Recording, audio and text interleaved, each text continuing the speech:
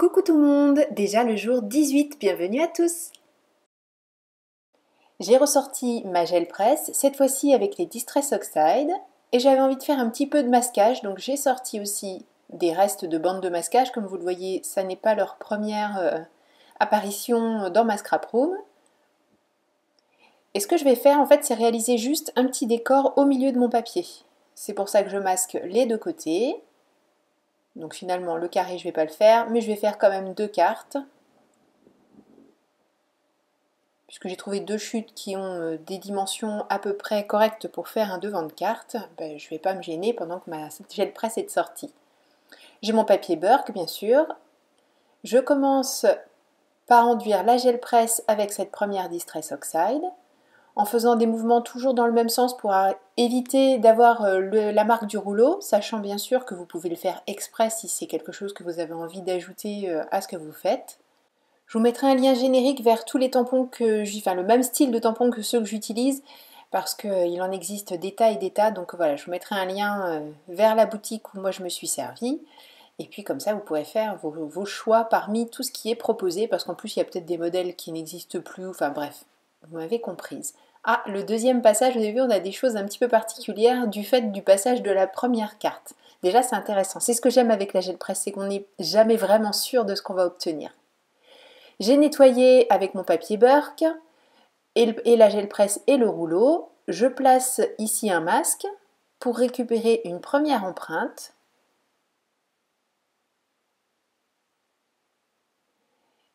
Et j'enlève le masque pour récupérer ici en fait l'encre qui a été laissée suite au passage de la première empreinte, et on a complètement l'inverse en fait. On a le positif et le négatif de ce que l'on a réalisé précédemment.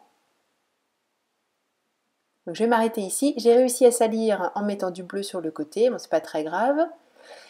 Et pour la première carte, je vais ajouter des écritures. Alors j'aurais pu tamponner directement sur la carte, vous me direz, mais ces petites plaques de texture sont faites de telle manière que quand on a de l'écriture, si on la tamponne directement, parce que c'est un tampon caoutchouc finalement, le texte se retrouve à l'envers. Alors que là, je vais l'avoir à l'endroit sur ma carte. Bon ok, on ne pourra pas lire ce qui est écrit, on est d'accord, mais c'est juste quelque chose à savoir. Quand vous utilisez des plaques de texture comme celle-ci, le texte est prévu pour être tamponné à l'endroit sur votre gel presse, donc à l'envers si vous l'utilisez directement comme un tampon.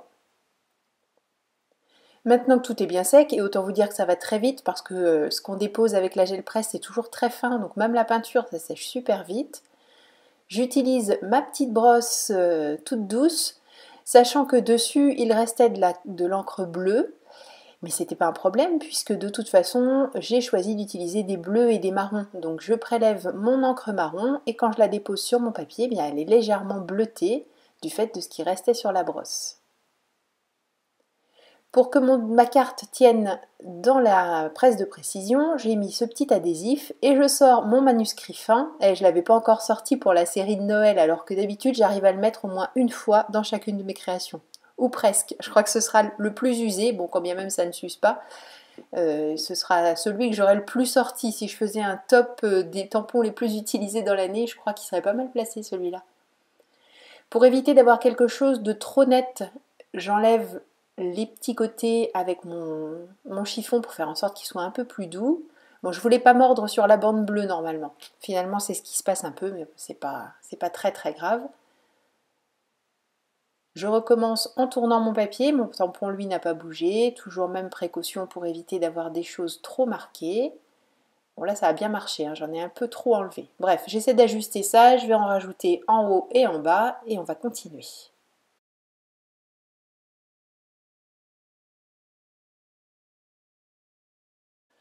Pour ajouter un peu de bleu et quelque chose de très graphique, j'utilise la planche du même nom d'ailleurs, enfin une planche graphique, la graphique 1 de chez Crazy Little Craft, et je l'encre avec de la Distress Oxide Tumble Glass. Je vais ajouter du volume et du brillant. J'utilise donc ce pochoir 100% tout en colle. Je fixe mon devant de carte au pochoir pour éviter que ça bouge. Sachant de toute façon que je vais quand même pas super bien me débrouiller avec mon petit couteau de peintre, je passe la petite pâte de structure qui est absolument superbe, et la couleur et le fini brillant, juste ce qu'il faut. Enfin bref, vous retrouverez les coordonnées dans l'article blog. Je sais, je me répète, hein, donc c'est l'âge, je radote. Donc je vais pas bien me débrouiller, ça va passer en dessous, mais je pense que c'est quand je l'ai retiré, enfin bref, j'ai pas bien géré le truc là, mais du coup ça va me donner l'occasion de vous donner une astuce pour rattraper ce genre de bêtises. Oh là, on voit, il se soulève, bon. Mais au final, le résultat est super joli quand même parce que cette pâte, elle est absolument magnifique. Bon, vous apercevez les bêtises à droite, mais en attendant que ça sèche, on s'occupe de la seconde carte. Là, j'ai choisi de presque gommer tout le blanc, si ce n'est le long de ce qu'on a réalisé tout à l'heure avec la gel presse. Je laisse un léger halo blanc pour faire comme une petite apparition de lumière derrière, pour vraiment garder cette idée de volume. Et il y avait longtemps que je vous avais parlé de la box d'octobre, hein. Ben oui, je l'utilise de fond en comble cette box. Et là, c'est le magnifique pochoir effet bois dans lequel je passe une non moins magnifique pâte de structure. Là, il faut que j'essaie de vous retrouver la personne à qui je l'ai acheté, parce que je l'ai acheté sur un salon. Alors ça fait longtemps, parce qu'il y a longtemps qu'on ne peut plus faire les salons, et donc il faut que je retrouve la boutique. J'espère que je vais pouvoir vous mettre le lien. En tout cas, je vous mettrai le nom de la pâte. Et regardez un petit peu comme c'est beau ce volume avec ce pochoir. Bon, alors là, on récupère la bêtise.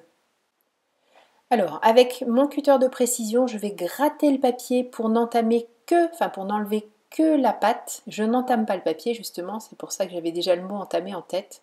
Parce qu'on va même continuer à voir les tamponnages que j'ai faits.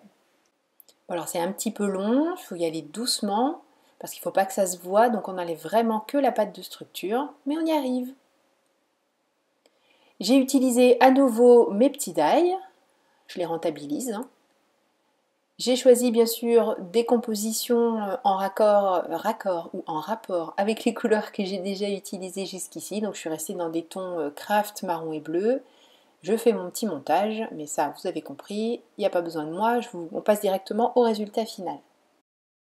Voilà, une fois le montage réalisé, j'ajoute des yeux, pour ça des glue dots et des yeux mobiles.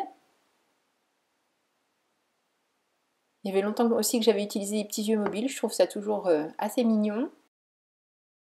Alors là où j'ai mis l'effet bois, comme le motif est assez en volume quand même, je reste sur une idée de volume, c'est pour ça que je mets de la mousse adhésive derrière le lapin. Pour son écharpe, il y aura de la mousse adhésive juste sous ce qui est autour de son cou, par contre le reste sera collé directement sur la carte. Et pour l'autre, je colle tout en direct avec ma colle à pointe fine.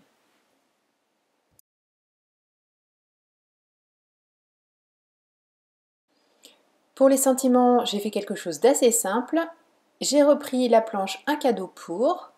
Je l'encre avec de la Versafine claire, comme ça j'ai la couleur que je souhaite et en plus la qualité Versafine. Je détourne, j'ai utilisé les mêmes papiers que ceux que j'ai pris pour faire les différents éléments des écharpes et bonnets. Voilà, je vous montre là juste que j'ai fait des cartes chevalet, donc j'ai coupé un A4 en deux sur le sens de la hauteur pour une fois. Comme là j'étais à plat, j'ai mis du volume pour le sentiment et j'ai fait l'inverse pour l'autre, j'avais du volume partout, donc j'ai mis le sentiment à plat. Et quelque chose que je n'utilise que trop peu aussi, ce sont tous les masking tape qu'on adore acheter. Bon, j'en achète plus depuis longtemps, mais j'en ai acheté quand même quelques-uns, donc je les utilise le plus possible. Mais finalement, ça finit par s'user, hein, ça part quand même assez vite. Donc chouette, je vais pouvoir en racheter. Pas tout de suite, non, pas tout de suite. Et j'aime bien faire un rappel toujours dans le coin inverse et dans le sens inverse. Comme ça fait pas trop redondant, mais on a quand même ce petit rappel qui fait que, enfin je sais pas, c'est bien fini. Et pour la première carte, vous avez vu, je n'avais pas recoupé en fait, j'avais envie de garder le dessous pour mettre le sentiment. Je trouvais que c'était exactement la place dont j'avais besoin. Bon là j'ai pensé au masking tape, enfin au washi tape, ce que vous voulez, parce que masking tape finalement c'est une marque. Donc j'y ai pensé plus tôt en tout cas. Ce qui fait que je peux le coller en le faisant replier sur l'arrière, ça fait un autre style de finition. La pâte marron, j'ai utilisé deux bleus mais avec des motifs et des largeurs différentes. Et je l'ai collé exactement au contraire de ce que je viens de dire, c'est-à-dire que je l'ai mis en bas dans le coin opposé, mais je l'ai mis dans le même sens, tout simplement parce que je vais coller mon sentiment par-dessus. Parce que là, je vais recouper le bas de la carte par contre.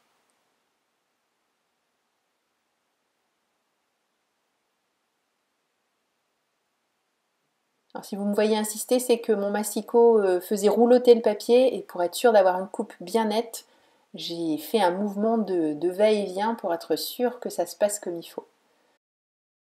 Et là, ça fait partie de ces petites choses que l'on n'avait pas prévues. J'ai pris cette chute de papier bleu qui a été coupée de travers. Je me suis dit, mais c'est bien ça, je vais la garder de travers. Donc j'ai coupé la marron de travers aussi. Je la mets dans l'autre sens. Et voilà, une autre manière de mettre des petites bandes de sentiments sans forcément faire des petites queues de poisson, des petits... Voilà. Voilà, ça c'est quand on n'a plus d'arguments, comme dans le film Astérix et Obélix Mission Cléopâtre. Et franchement, voilà. Je les colle l'une sur l'autre, puis ensemble sur la carte. Et pour l'intérieur, cette fois-ci, pas de tamponnage, mais à nouveau des petits morceaux de masking tape.